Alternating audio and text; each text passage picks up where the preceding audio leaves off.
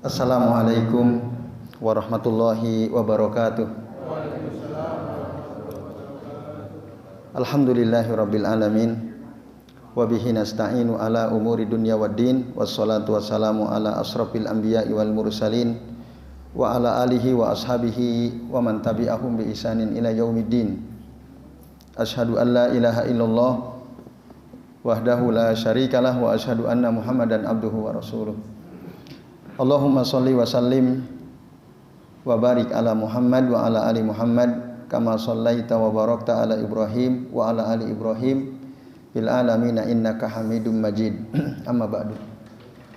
Bapak-bapak dan ibu-ibu serta jamaah sekalian rahimani wa rahimakumullah, semoga kita semua yang hadir di majelis ini senantiasa dirahmati Allah Subhanahu wa taala. Alhamdulillah, malam ini kita masih bisa melanjutkan ngaji kitab Al-Aqidah Al-Wasithiyah karya Syekhul Islam Ibnu Taimiyah rahimahullah. Dan pada kesempatan kali ini bapak-bapak dan ibu-ibu, ya, kita akan menuntaskan pembahasan tentang dalil yang menetapkan bahwasanya Allah itu mendengar dan Allah itu melihat, ya. Ada 7 dalil, 6 kita sudah bahas. Nah, dalil yang ketujuh, Syekhul Islam Ibnu Taimiyah mengutip dari surah At-Taubah ayat 105. Qala Allah Ta'ala berfirman, wa quli malu fasayarallahu amalakum wa rasuluhu wal mu'minun. Wa qul, dan katakanlah Muhammad, i'malu, katakan kepada mereka, i'malu, beramallah kalian, fasayarallahu amalakum, maka Allah akan melihat amalan kalian, wa rasuluhu, juga Rasul akan melihat amalan kalian, wal mu'minun, dan orang-orang beriman juga akan melihat amalan kalian. Nah, Bapak Ibu dan jamaah sekalian, di dalam tafsir Al-Muyassar disebutkan bahwa ayat ini, ya, adalah perintah Allah kepada Nabi untuk menyampaikan kepada orang-orang munafik, ya, lihaula'i al mutakhallifina anil jihad, ya, orang-orang munafik yang mereka tidak mau ikut berjihad bersama Nabi SAW. Nah, lalu Allah menyuruh Rasul untuk menyampaikan kepada mereka, i'malu, beramallah kalian, berbuatlah kalian, ya, harusnya lillahi bima yurdihi min taatihi, harusnya beramal ikhlas untuk Allah dengan sesuatu yang Allah ridho dari ketaatan kepadanya, wa ada'i faraidihi, dan menunaikan hal-hal fardu yang difardukan oleh Allah, wajtinabul ma'asi, sekaligus juga meninggalkan kemaksiatan. Nah, karena apa? Allah akan melihat amal kalian, begitu juga Rasul dan orang-orang beriman. Pasti nanti akan terlihat jelas urusan kalian. Kalaupun toh tidak, kelak nanti hari kiamat, nah, dalam lanjutan ayatnya, wasaturadduna ila alimil ghaibi wasyahadah, kalian akan dikembalikan kepada, ya, Allah zat yang maha melihat, yang maha mengetahui, ya, yang maha mengetahui perkara gaib maupun perkara yang nampak. Payunabbiukum, dan Allah akan mengabarkan kepada kalian bima kuntum ta'malun, dengan apa yang kalian kerjakan. Pasti nanti kelihatan. Walaupun kita sembunyi-sembunyi, pasti akan kelihatan. Nah, ini bapak-bapak dan ibu-ibu serta jamaah sekalian. Bahkan di dunia, Rasul ketika masih ada juga akan tahu. Orang-orang beriman juga akan tahu. Itu bapak ibu sekalian. Bahkan ada satu hadis, ya, dikutip oleh Ibnu Katsir ketika menerangkan ayat ini. Nah, Nabi bersabda dalam hadis Abu Sa'id Al-Khudri, ya, radhiyallahu anhu, apa kata Nabi? Lau anna ahadakum ya'malu fi sukhratin soma, seandainya salah seorang di antara kalian beramal, melakukan suatu amalan fi sukhratin soma, di dalam sebuah batu yang padat, itu laisa laha babun wala quwwah, Kuwah pakai kaf bukan kof ya. Laisa laha babun wala kuwah. Tidak ada pintunya, tidak ada celahnya, tidak ada lubang sama sekali. Di tempat tertutup kali melakukan sesuatu, la kharaja amaluhu linnasi kainan mangkana. Pasti perbuatan dia itu akan keluar juga. Bagaimanapun pasti akan ketahuan gitu oleh orang-orang. Itu ada hadis ya dari Abu Sa'id Al-Khudri radhiyallahu anhu. Hanya saja Al-Albani mengatakan hadis tersebut dhaif ya, hadisnya lemah. Tapi ya, ada beberapa dalil lain bahwa memang apapun yang kita kerjakan Bapak Ibu berdasarkan ayat ini ya, surah At-Taubah 105, Allah pasti, kalau Allah jelas pasti tahu. Bahkan Rasul ketika masih hidup juga tahu. Bahkan orang-orang beriman pun akan tahu. Nah, Bapak sekalian. Jadi ada hadis dari Nabi yang diriwayatkan oleh Anas bin Malik radhiyallahu anhu. Kata Anas, anna Rasulullah sallallahu alaihi wasallam qala la alaikum an ta'jabu bi ahadin hatta tanzuru bima yukhtamulah. Itu kata Rasulullah SAW. Yang artinya tidak mengapa kalian kagum kepada seseorang ya karena amalannya. Itu kata Nabi sallallahu alaihi wasallam. Nah, lalu Bapak Ibu dan hadirin sekalian rahimani wa rahimakumullah ya. Rasul melanjutkan apa kata beliau? Fa innal amila ya'malu zamanan min umurihi au burhatan min dahrihi bi amalin sholihin. Karena sesungguhnya seseorang yang beramal zamanan min umrihi ya, dari waktu yang dia lewati pada umurnya bi amalin sholihin dengan amal soleh, lau mata alaihi ladakhalal jannah. Kalau dia mati di atas amal soleh tersebut maka dia akan masuk surga. Summa yatahawwalu. Tapi kemudian di akhir hidupnya berubah. Fayamalu amalan sayyi'an. Dia akhirnya beramal dengan amalan yang buruk. Nah, silakan kagum kata Nabi, nggak mengapa. Tapi lihat, ya, lihat apa amalan terakhir yang dia lakukan. Maksudnya kita, para sahabat, ya termasuk kita akan melihat seseorang itu akan nampak di dunia. Tadi kan disebutkan, fasayarallahu amalakum wa rasuluhu wal mu'minun. Tapi sebaliknya kata Nabi, wa innal abda la ya'malul burhata min dahrihi bi amalin sayyi'in. Sesungguhnya ada seorang hamba yang beramal dari waktu-waktu yang dilewati ya bi amalin sayyi'in dengan amalan buruk, lau mata alaihi dakhalan nar. Andai kata dia mati di atas amalan buruk tersebut maka dia pasti masuk neraka. Tapi summa yatahawwalu fayamalu amalan sholiha. Tapi kemudian dia berubah di akhir hidupnya dan dia beramal dengan amal soleh.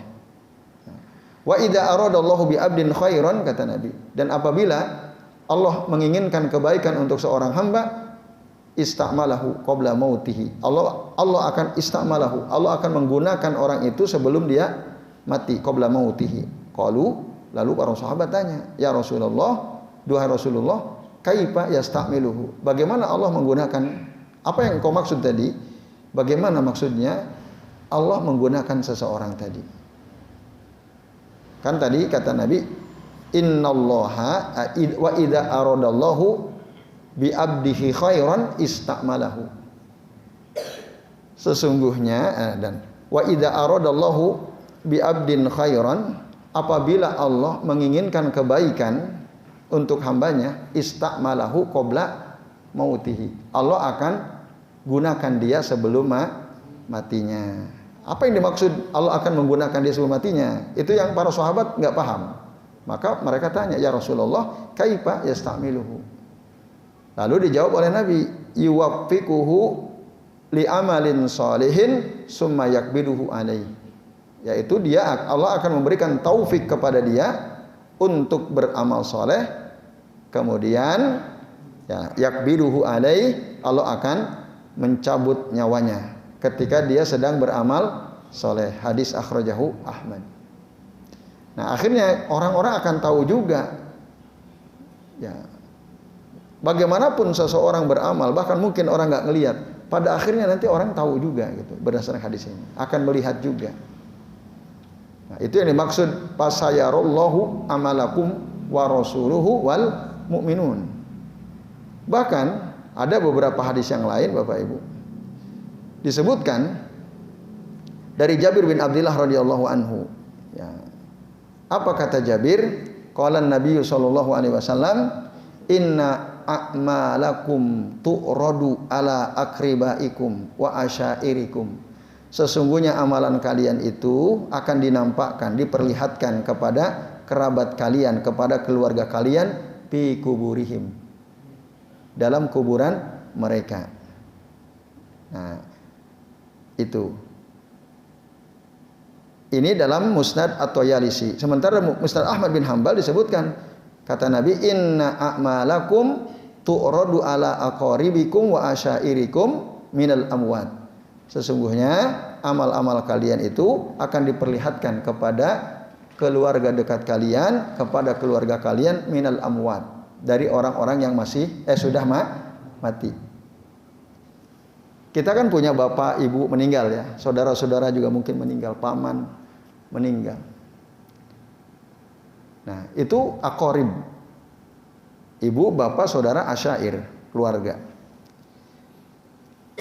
Yang sudah mati tadi minal amwat, mereka bisa melihat amal kita. Ini hadis riwayat Imam Ahmad ya. Jadi kata Nabi, "Inna a'malakum tu'radu ala aqaribikum wa asyairikum minal amwat." Fa in kana khairan, kalau amal kita baik, Bapak Ibu, kata Nabi ini, istabsyaru bihi, maka keluarga kita itu, bapak ibu kita senang. Oh, alhamdulillah anakku amalnya baik. Istabsyaru bihi. Nah, kita nggak tahu, tapi Nabi ngasih tahu, begitu keadaannya. Jadi bapak-bapak, ibu-ibu, kalau kita beramal baik, keluarga kita itu bisa lihat. Hanya bisa melihat. Ya. Kemudian tadi bergembira dengan kebaikan amal kita. Tapi wa in kana ghairu dzalik qalu, tapi ya, jika selain itu artinya bukan kebaikan, qalu, maka mereka berkata, la tumit Allahumma la tumithum hatta tahdiyahum kama hadaitana.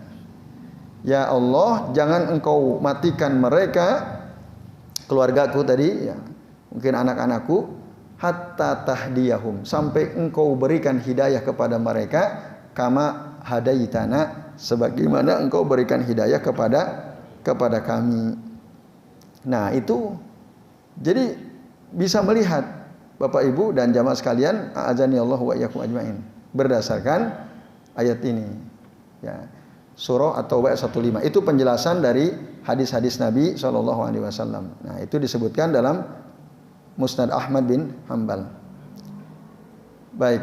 Sementara dalam Musnad At-Tayalisi, doanya agak sedikit berbeda. Allahumma alhimhum ayya'malu bi ta'atik. Ya Allah, berikanlah ilham kepada mereka supaya mereka beramal bi ta'atika, dengan taat kepadamu. Nah, ini dua hadis ini disebutkan untuk menjelaskan bahwa orang-orang mukmin itu bisa melihat gitu. Amal setiap kita itu kelihatan. Kalau Allah clear jelas ya. Rasul dan orang-orang beriman pun akan melihat. Nah, ini Bapak Ibu dan hadis kalian. Nah, fasayarallahu amalakum wa rasuluhu wal mu'minun. Nah, menurut riwayat dari Mujahid, seorang ulama tabi'in, beliau mengatakan hadza wa'idun yakni minallahi ta'ala. Ayat ini kata fasayarallahu amalakum, ini adalah ancaman dari Allah Ta'ala lil mukhalifina awamirahu, untuk orang-orang yang menyelisihi perintah Allah, bahwa amal mereka akan diperlihatkan ya, kepada Allah, kepada Rasul, kepada orang-orang beriman. Wa hadza kainun la muhalata yaumal qiyamah. Ini pasti terjadi pada hari kiamat gitu. Enggak mungkin tidak. Bahkan tadi kadang-kadang di dunia pun orang bisa lihat. Gitu. Nah, lalu relevansi ayat ini dengan bab yang kita bahas bahwa Allah itu memiliki sifat melihat, jelas sekali ada kalimat fasayarallahu amalakum. Allah pasti melihat amal kalian. Nah, kata sayarallahu, fasayarallahu di sini Allah melihat amalakum, amalan kalian. Kata Syekh Ibnu Utsaimin, war ru'yatuhuna syamilatun lil ilmiyati wal basariyah wal basariyah, yaitu melihat dalam arti dua-duanya. Melihat dalam arti Allah mengetahui, melihat dalam arti Allah melihat dengan pandangan matanya. Itu. Jadi syamilah li al-ilmiyah wal basariyah.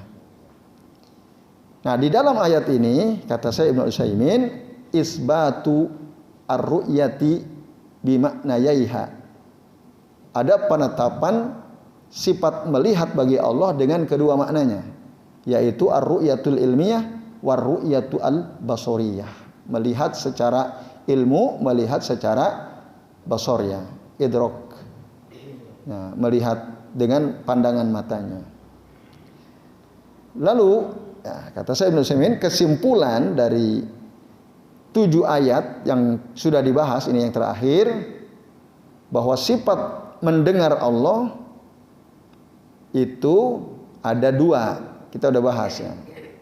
Yaitu sam'un bimakna al-istijabah, mendengar dalam arti Allah mengijabah doa. Yang kedua sam'un bimakna idraki as-saut. Ya, mendengar dalam arti ya Allah mendengar setiap suara. Apapun itu Allah dengar.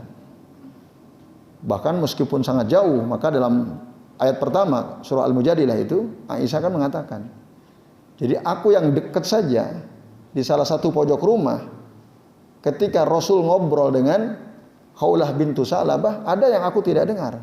Tapi Allah mendengar seluruhnya. Padahal Allah ada di atas arsy. Allah mendengar seluruhnya. Nah, itu yang disebut idrak as-saut ya. Walaupun jauh Allah mendengar. Yang kesimpulan kedua, begitu juga ar-ru'yah. Tadi asamu kan mendengar. Begitu juga melihat terbagi 2. Ada ru'yah bimaknal ilm, ada ru'yah bimakna idrak al-mubsirat ya. Melihat dalam arti mengetahui ilmu, melihat dalam arti yang kedua ya, melihat dengan pandangan matanya Allah. Allah melihat, benar-benar melihat gitu.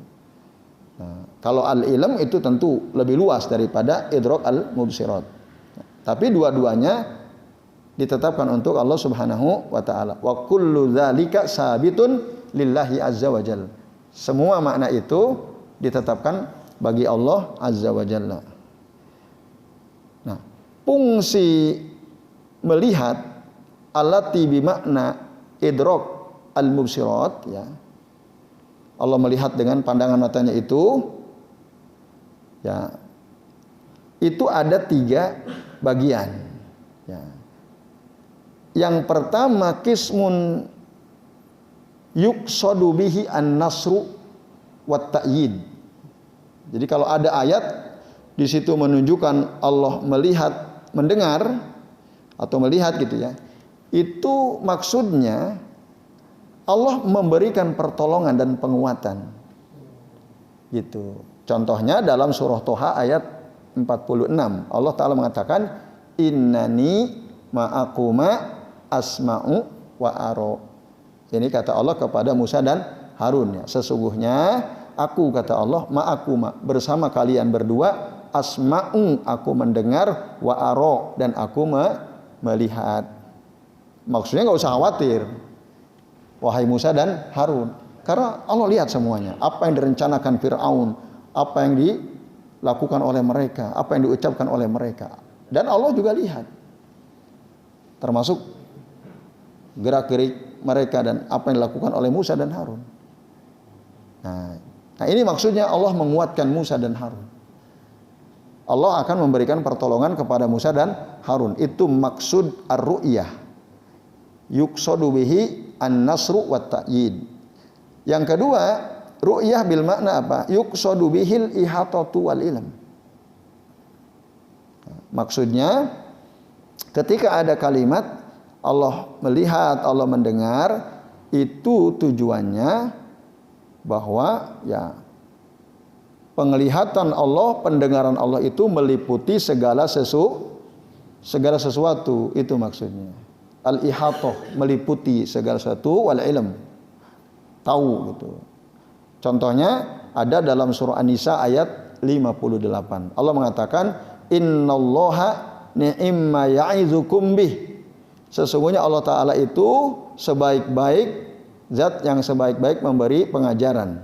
Innallaha kana sami'am basira. Sesungguhnya Allah Maha mendengar dan Maha melihat. Nah, ini maksudnya apapun Allah bisa lihat, apapun Allah bisa dengar. Semua pendengaran Allah, penglihatan Allah meliputi segala sesuatu. Tidak ada yang luput dari penglihatan Allah, tidak ada yang luput dari pendengaran Allah Subhanahu wa taala. Ya. Walaupun kita sembunyi-sembunyi gitu, melakukan sesuatu, Allah tak mungkin di ruang tertutup tak ada satupun orang yang melihat, Allah tak tahu karena penglihatan Allah, pandangan Allah, pendengaran Allah meliputi segala sesuatu. Itu makna ar-ru'yah yang berarti idrok al-mubsirat yang kedua. Yang ketiga, ya yuqsadu bihi at-tahdid. Jadi kalau ada ayat atau hadis Nabi menjelaskan bahwa Allah itu melihat, itu maksudnya adalah ancaman. Ya, peringatan. Contohnya dalam surah At-Taubah ayat 94. Kul, katakan Muhammad, la ta'tadiru. Janganlah kalian beralasan. Pada orang munafik ini. Lan nu'mina lakum, kami tidak lagi percaya kepada kalian. Qad nabba'anallahu min akhbarikum. Sungguh Allah telah memberitahu kami tentang ya informasi kalian, ya, kabar-kabar kalian. Wa sayarallahu amalakum wa rasuluh, dan Allah melihat amal kalian, begitu juga Rasulnya itu melihat. Nah, ini artinya ancaman. Jadi apapun yang kalian ucapkan, apa yang kalian kerjakan, Allah melihat. Ya, maka hati-hati gitu. Nggak bisa Allah dibohongi. Sayarallahu amalakum wa rasuluh. Nah, itu penjelasan ringkas atau ringkasan dari 7 ayat ya. Menurut keterangan Syekh Ibnu Utsaimin. Nah, lalu Bapak Ibu, apa faedah praktis dari pembahasan ini? Bahwa kita mengimani adanya 2 sifat Allah, yaitu sifat mendengar dan sifat melihat. Konsekuensi positifnya ya terhadap moral kita, akhlak kita apa? Nah, di sini disebutkan satu ya. Kalau kita beriman bahwa Allah itu Maha melihat, entah itu melihat dalam arti ilmu atau idrok al-mubsirat tadi, panastafidu minal imani biha al-khaufu war-raja. Maka kita bisa mengambil faedah dari keimanan bahwa kita beriman Allah itu Maha melihat, Allah itu Maha mendengar, Allah punya sifat melihat, Allah punya sifat mendengar. Nah, faedahnya apa? Maka kita akan memiliki rasa takut dan sekaligus roja. Takut apa? Takut berbuat maksiat. Kenapa? Allah tahu. Ayo, apapun yang kita lakukan kan, Allah tahu. Sekecil apapun perbuatan yang maksiat yang dilakukan oleh seseorang, Allah ngerti. Bapak-bapak di jalan berhenti di lampu merah. Di depan itu ada perempuan, pakaiannya seksi, pahanya kemana-mana, dipelototin terus, orangnya tahu, karena malam hari gitu ya. Tapi Allah ngerti nggak itu? Yang dosa yang mana? Yang melototin ya dosa, ya dia juga dosa. Iya, dia juga dosa karena apa? Al-mutasabbibu kal mubashir. Orang yang menjadi sebab terjadinya keburukan seperti orang yang melakukan keburukan itu sendiri. Ya dua-duanya dosa. Orang ada yang tahu orang. Tapi Allah tak. Akhirnya karena kita ngerti Allah Maha melihat, kita takut nggak tuh? Nah, kalau kita takut, mestinya kita tidak melototin kan? Ya atau tidak? Langsung buang pandangan, tidak melihat ke situ. Kalau kita takut loh. Kalau kok masih melototin, berarti iman Allah itu Maha melihatnya rendah itu imannya. Nah, itu Bapak Ibu. Ya kan tidak melihat tidak harus merem. Mengarahkan pandangan ke tempat yang lain, bukan melototin yang mengandung kemaksiatan. Nah, kalau kita betul beriman, kita iman betul Allah itu Maha melihat, tidak mungkin kita bermaksiat. Harusnya. Kok masih juga bermaksiat? Nah, itu tandanya berarti imannya masih lemah imannya, gitu sekalian. Nah, karena apa? Li'annallaha yarona gitu. Sekaligus juga kita akan berharap ya, ketika kita mengamalkan amal ketaatan, apapun yang kita lihat, misalnya kita lagi jalan, nah di jalan itu ada kulit pisang gitu ya, di tengah jalan, sepi jalannya, kita akan ambil kulit pisang itu untuk kita singkirkan, supaya ada orang jalan tidak nginjek lalu terjatuh kan, nah kepeleset. Dengan kita melakukan itu, kita berharap semoga dapat pahala, karena Allah tahu nggak tuh waktu kita nyingkirkan kulit pisang itu, Allah tahu gitu sekalian. Nah, begitu juga mendengar ya. Kita pasti kalau kita betul-betul beriman, mengimani Allah itu memiliki sifat mendengar, kita akan takut mengucapkan ucapan yang buruk, karena sekecil apapun ucapan buruk itu Allah pasti mendengarnya.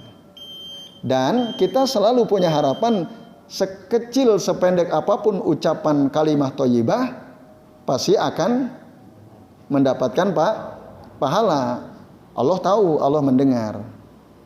Maka bapak-bapak dan ibu-ibu serta jamaah sekalian, ya, saat kita tidak ada teman ngobrol, saat fokus di motor gitu ya, ucapkanlah kalimah-kalimah thayyibah. Apa saja terserah, subhanallah, alhamdulillah, la ilaha illallah, wallahu akbar. Apapun lah. Karena tadi sekecil apapun ucapan baik, Allah pasti mendengarnya meskipun mungkin orang tidak mendengar. Itu faedah penting ya dari keimanan kita bahwa Allah itu memiliki sifat melihat dan mendengar. Mudah-mudahan Bapak Ibu kalau kita ditanya, yakin nggak jenengan kalau Allah itu Maha melihat? Yakin Allah Maha mendengar? Nah, kalau yakin betul, nah harusnya tadi kita tidak berani melakukan kemaksiatan sekecil apapun. Tidak, kita akan berusaha menahan diri untuk mengucapkan ucapan buruk sekecil apapun. Jadi saya kira demikian yang bisa kita bahas. Selesai sudah pembahasan tentang dalil-dalil yang berkaitan bahwa Allah itu Maha melihat dan mendengar. Sebelum diakhiri, apakah ada pertanyaan? Tidak ada. Baik, alhamdulillah. Baik Bapak Ibu dan hadirin sekalian, ya, semoga bermanfaat dan kami mohon maaf apabila kami sampaikan ada kesalahan. Mari kita akhiri kajian kita pada malam ini dengan doa kafaratul majlis. Subhanakallahumma wa bihamdika asyhadu an la ilaha illa anta astaghfiruka wa atubu ilaik. Wa sallallahu ala Muhammadin wa ala alihi wa sahbihi wa baraka wa sallama alaihim ajmain. Billahi taufiq wal hidayah. Wassalamualaikum warahmatullahi wabarakatuh.